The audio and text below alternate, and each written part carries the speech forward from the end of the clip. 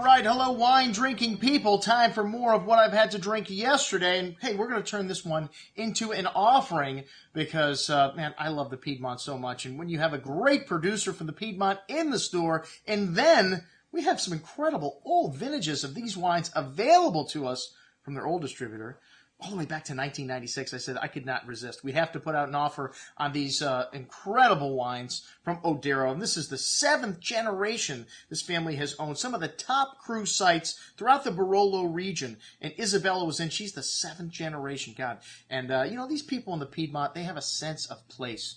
You know, when they're born and they grow up and they realize, man, I am going to be making wine. This is my family's tradition.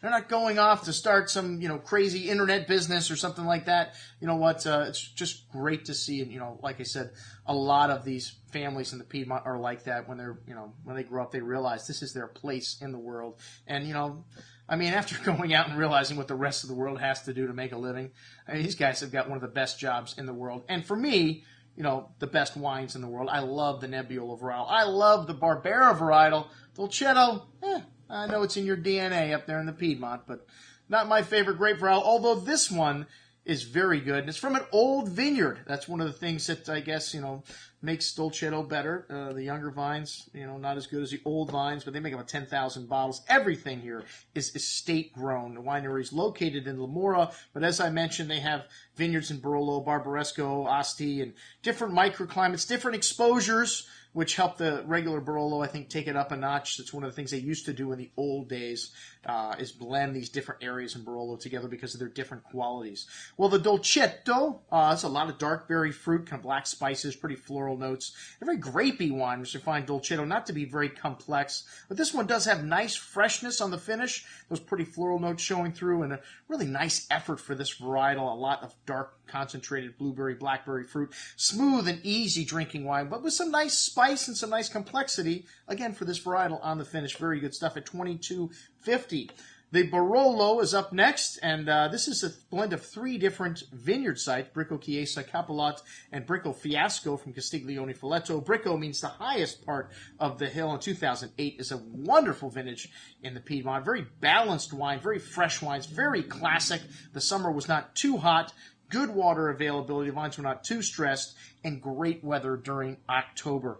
And this wine is very pure and a wonderful, elegant expression of the Nebbiolo varietal. The largest production wine here at Oddero. They make about 40,000 bottles. Lovely structure, power, and finesse with fine tannins here and a good amount of exotic spices, that red berry, cherry fruit, and a really long, layered finish. And one of the things I love about Barolo, it has that exotic spice of Pinot Noir and nuance, and then it has the power of Cabernet Sauvignon and Bordeaux and the ageability. This 2008 should go for 8 to 10 years or more easily in your cellar. Excellent juice. And then on to the cru wines, the single vineyards. This is the Valero. This is a vineyard located in Castiglione Folletto. Only 4,000 bottles. That's less than 400 cases of this wine produced. This site has a full south exposure, really well protected from the wind, so it's a warmer site, ripening earlier, and it's got a calcareous white soils containing a higher percentage of clay, making it more compact, so they got better drainage here. And as I mentioned before, this is a family operation. The grandfather's still working at 87. The aunt is their winemaker. The cousin's studying enology, but he's coming back to the property to work soon. Like I said, it makes me feel good inside. Anyway, it's very concentrated and rich on the palate. This Valero wine is 2008 vintage. Like I said, it's really stunning. And this wine's got a good amount of that red cherry berry fruit, exotic spices, a long layered finish, just a little bit more complexity than the Barolo. Well, I mean, you know, pretty close to the Barolo in terms of quality. I gave it the same exact rating. Both of them excellent juice at $73.75. This one will probably last a little longer in your cellar. The Rocca di Castiglione is up next, 2008. A little different slope and soil, a different southeast exposure here, so they get morning sun. The Rocca means cliff, and they can only grow wines on the top part of the hill. The oldest vine this family owns, that they own here, is like 80 years old. Wow, the soils have less clay, more sand here, calcareous deposits, and the original rock is close to the surface, so the plants suffer with less water here. And one of the things grapevines like is suffering, and only 2,500 bottles per year produced here. A very traditional producer, so of course no new oak is used here, all old oak. The tannins, all from the Nebbiolo varietal. Very fresh and zesty wine on the palate here with really lovely fruits, but dry tannins. This wine needs some time here. You know, the fruit just starting to come out of its shell a little bit with being opened in the glass for 2 days. I kept all these wines until the second day, and I drank most of them the second day. Let me tell you, I spit as I'm tasting through the wines, but after 5 o'clock, man, I start to drink, especially when I've got great wines in the glass like Barolos. This wine, a lot of exotic spices, dried floral notes, really complex and long finish. Definitely a step up from the first 2 Barolos, in my opinion. Most excellent juice. This wine I want to keep myself for 8 to 10 years before I start drinking it. Most excellent Barolo, the Rocca di Castiglione. All right, the Buccio Soprano Vigna Mondaca, which is the highest part of the hill here. Very lunar soils, very poor, white calcareous, white gray marl, very dry. An exotic array of red berry fruit coming out with Asian spices. 2007 was a little warmer year. This 2007 may be showing a little more evolution here, but still a very young wine. And very hot. They started picking the 3rd week of September, which is pretty early from them here. And some of the longest lived wines come from this part of Barolo. Very austere and need of cellaring. But like I said, this 2007 vintage seemed to be a little bit more forward than this wine usually is. Less than 3,000 bottles produced annually.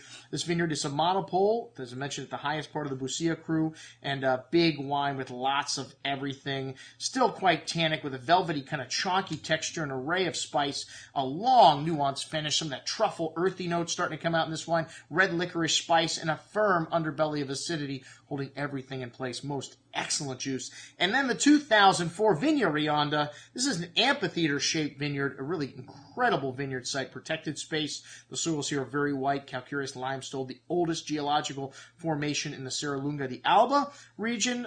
Very old vine, 60 to 80 years old. They make this wine like a Reserva. It was aged up to 10 years before release now. It used to be 5 years in the past. Now it's 10 years they're going to age this wine for release it. Man, that is dedication to your craft when you say, we are not going to put this wine out there because it is such a tightly wound little monster when young. We want you, our wine drinking people, to get it when it's close to when it's drinkable. This wine will still last another decade or more easily in your cellar. This wine has lovely aromas of dried rose petals starting to come out, fresh earth, truffle, forest floor spices, pretty red berry fruit, a host of exotic nuance coming out of this wine. And on the second day, man, wow, even bigger, more nuanced. Another 20 years in your cellar, no problem. Killer juice, the Vigna Rionda 2004, an outstanding vintage in the Piedmont, and $150. This wine's still half the price of Gaia's regular Barbaresco.